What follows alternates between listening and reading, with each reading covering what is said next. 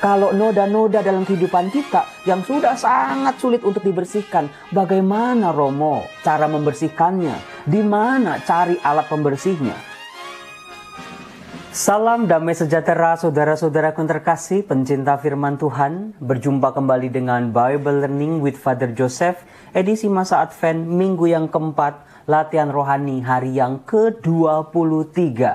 Saudaraku, apa kabar Anda hari ini? Bagaimana persiapan Anda? Karena apa? Natal sudah sangat dekat. Apakah kita sudah mempersiapkan diri dengan lebih sungguh lagi? Apakah kita sudah membersihkan diri kita, membersihkan hati kita, menata kembali kehidupan kita? Saudara-saudara yang terkasih, jangan sampai lewatkan rahmat luar biasa ini cuma gara-gara kita masih kotor. Kita masih belum bersih, saudaraku. Nah, berkaitan soal bersih-bersih, itu di mejanya Romo Yosef itu ada begitu banyak barang. Kayak supermarket aja ya, kayak di toko aja ini. Barang-barang yang ada di atas meja saya bukan barang jualan, tetapi itu adalah pembersih-pembersih dari kotoran-kotoran. Mulai dari yang ringan sampai yang berat. Kita cek apa aja. Di sini ada desinfektan. Saudara-saudara, Anda pasti ingat ya, sejak masa pandemi, kita itu selalu kalau mau makan, kalau mau berkegiatan, mau komuni kudus, selalu apa? Semprot-semprot dengan desinfektan. Kita kucek-kucek, lalu kita merasa yakin tangan kita bebas dari kuman. Kita merasa aman untuk makan, untuk kucek-kucek mata, untuk sentuh-sentuh badan kita. Nah, saudara-saudara, kalau kita masih belum yakin juga dengan desinfektan itu, ada yang namanya hand soap, sabun cuci tangan. Tinggal cari di setiap wastafel, di restoran, di hotel, di tempat-tempat umum. Langsung kita ambil, cuci pakai tangan, lalu tangan kita menjadi bersih. Tetapi kan saudara-saudara, yang namanya badan kita kan bukan cuma tangan. Ada dari ujung rambut sampai ujung kaki. Romo, kalau bersihin rambut, masa pakai desinfektan? Nanti rambutnya jadi rusak. Maka di sini ada shampoo, saudara-saudara. Lagi-lagi sama, saudaraku. Tinggal ambil, kita pakein air dikit, kita keramasin, dibasuh sama air, rambut kita menjadi bersih, harum, dan sehat. Lalu untuk badan bagaimana, Romo? Tenang, saudara. Ada juga sabun mandi ini. Tinggal dipakai, udah tinggal dibilas, badan kita serasa bersih.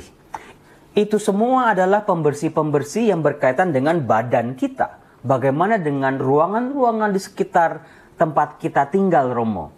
Tenang, saudaraku. Di sini ada pembersih lantai.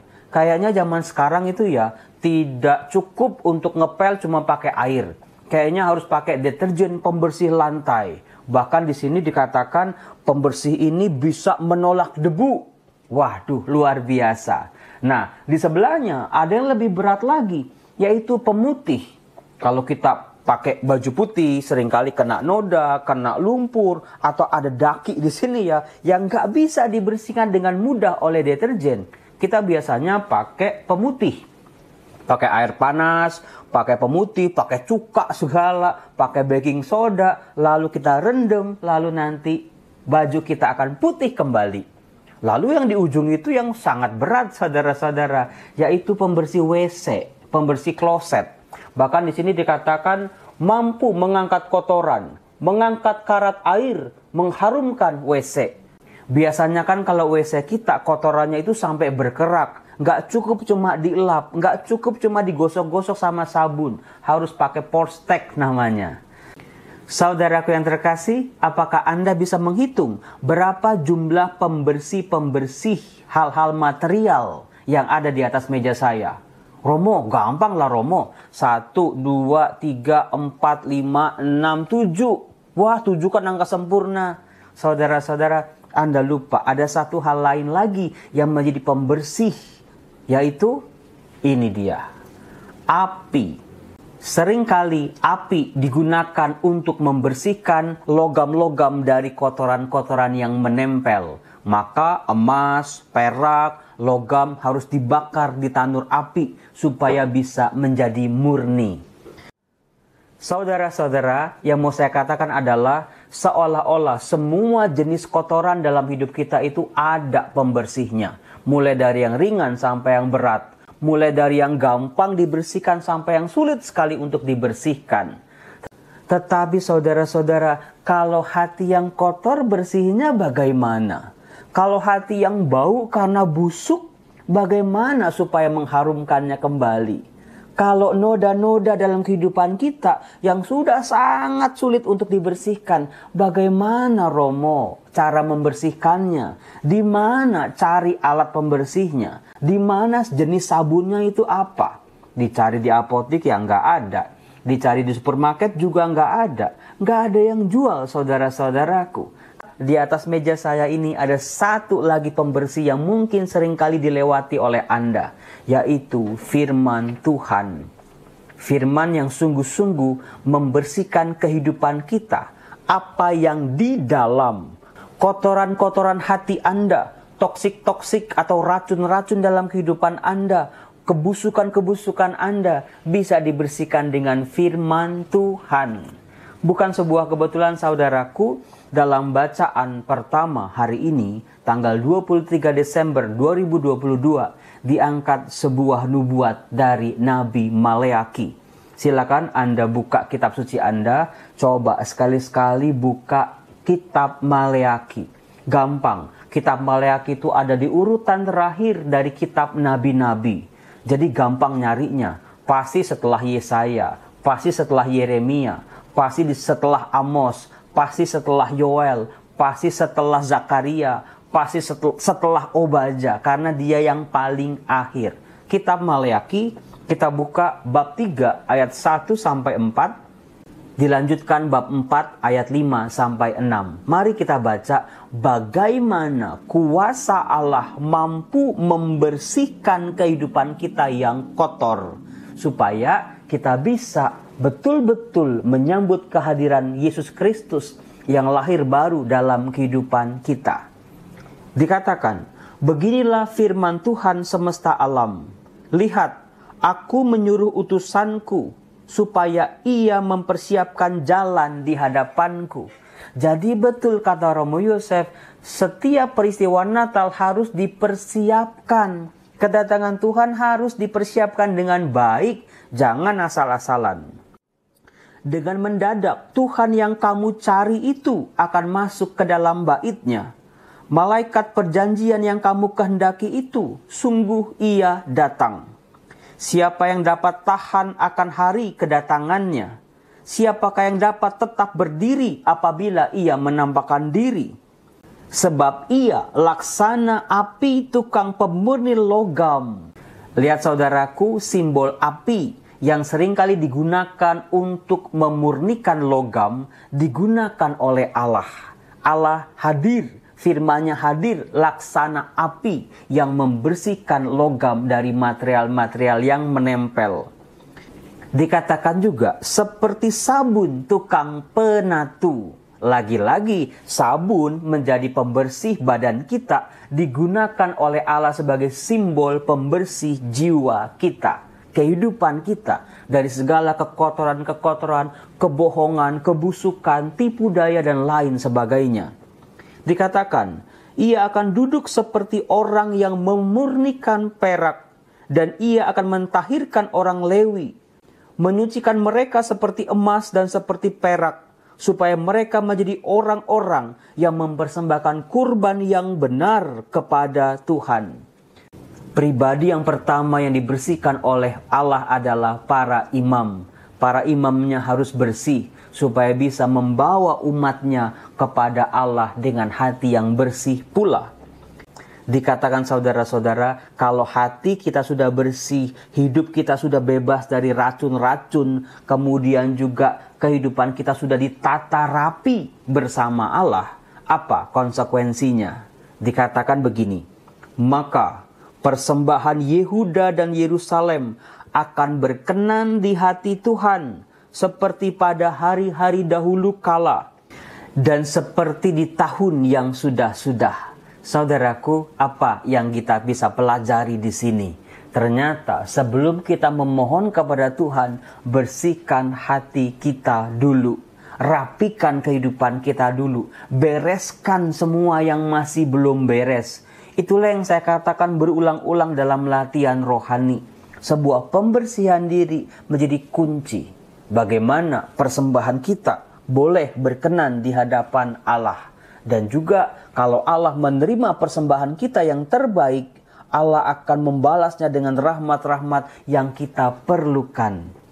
Jadi saudara-saudaraku, ayat-ayat ini menjadi sebuah alat koreksi buat kita. Selama ini kita minta sama Allah, kita mohon sama Allah, kita berseru sama Allah, minta ini, minta itu, macam-macam. Tetapi saudara-saudara, apakah kita boleh bertanya pada diri kita sendiri, sudah bersih atau belum? Sudah Romo, kan sudah mandi, kan sudah keramas, kan sudah beres-beres Romo. Saudara-saudara, buat Allah yang bersih itu jangan cuma tampak luarannya saja. Dengan atribut-atribut keagamaan kita, dengan tindakan-tindakan kita yang tampak dari luar oleh orang-orang yang melihat. Tetapi Allah kita adalah Allah yang melihat hati, saudara-saudara. Ini di dalam sini. Orang lain gak melihat, orang lain gak mendengar, orang lain gak tahu. Tetapi Tuhan tahu, Tuhan melihat, dan Tuhan mendengar isi hati kita. Termasuk juga borok-boroknya, termasuk juga kotoran-kotoran yang masih lekat menempel, yang menjadi penyumbat rahmat-rahmat dalam kehidupan kita. Saudaraku, bersihkan hati. Betul-betul. Bagaimana caranya saudara-saudara? Dijawab lagi oleh Nabi Maleaki. Di ayat 5 dikatakan, sesungguhnya aku akan mengutus Nabi Elia kepadamu menjelang datangnya hari Tuhan yang besar dan dahsyat itu. Maka ia akan membuat hati para bapa berbalik kepada anak-anaknya. Saudara-saudara, ujung-ujungnya adalah keluarga. Ujung-ujungnya adalah relasi kita. Antara anak dengan orang tua dengan anak, suami dengan istri, istri dengan suami. Itu yang harus dipulihkan terlebih dahulu. Dilanjutkan, dan hati anak-anak kepada bapanya, supaya jangan aku datang memukul bumi sehingga musnah.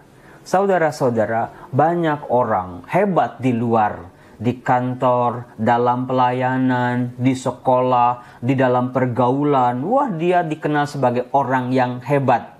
Kalau istilah Piala Dunia itu GOAT, greatest of all time. GOAT ya, Anda pasti dengar itu. Tetapi saudara-saudara, tidak semua orang yang hebat di mata teman-temannya, di mata para bawahannya, di mata rekan-rekan kerjanya, di mata para sahabat yang mengenalnya, juga hebat di mata keluarganya. Saudara-saudaraku yang terkasih, lagi-lagi Natal juga sebuah pemulihan buat keluarga-keluarga kita.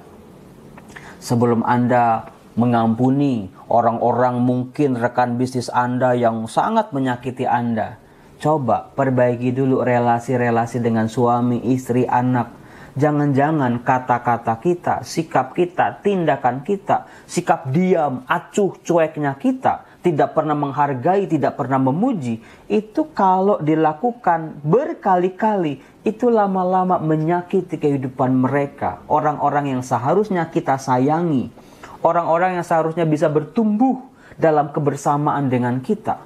Tetapi ternyata kalau kita korek-korek, bisa jadi orang-orang yang ternyata selama ini menyimpan luka-luka yang sangat dalam karena sikap, tindakan, kata-kata diri kita sendiri.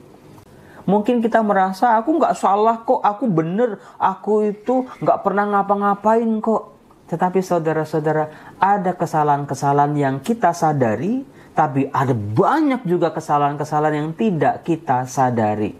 Saya Romo Yosef menjelang Natal ini, saya mau minta maaf juga kepada Anda, karena mungkin bisa jadi dari omongan saya, cara saya, pernah menyakiti hati Anda.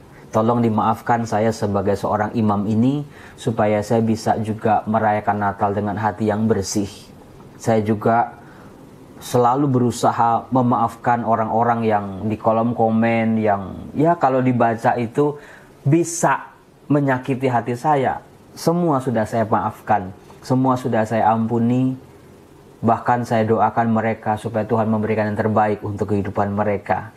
Saudara-saudara yang terkasih, saya mengharapkan Natal terbaik untuk Anda. I wish you a Merry Christmas. Saya berharap Anda semua memiliki Natal yang meriah. Mungkin besok atau di hari Natal saya tidak bisa membuat video-video baru. Karena apa? Saya malam Natal akan misa di Paroki Villa Melati Mas jam 5 sore. Setelah itu saya harus bergegas pergi ke studio RCTI di Kebonjeruk. Saya diminta menjadi host untuk misa malam Natal langsung dari Vatikan bersama Paus Fransiskus. Kalau Anda mau nonton silakan, acaranya kurang lebih jam 1 malam sampai jam 4 pagi. Jadi saya begadang. Saudara-saudaraku, saya senang saya bisa membuat video-video hampir setiap hari untuk menemani Anda. Saya sangat senang juga kalau Anda terbantu dengan video-video itu. Semakin bertumbuh dalam iman, semakin siap untuk merayakan Natal. Dan doa saya untuk Anda, semoga Tuhan memberkati Natal Anda. Ada rasa damai, sukacita, rezeki boleh mengalir dalam kehidupan Anda. Hidup Anda bisa diubah. Hidup Anda sungguh disempurnakan oleh kuasa kasih Tuhan. Bayi Yesus yang lahir dalam hati kita. Dalam nama Bapa dan Putra dan Roh Kudus. Amin. Salam damai sejahtera. Tuhan Yesus memberkati. Salam.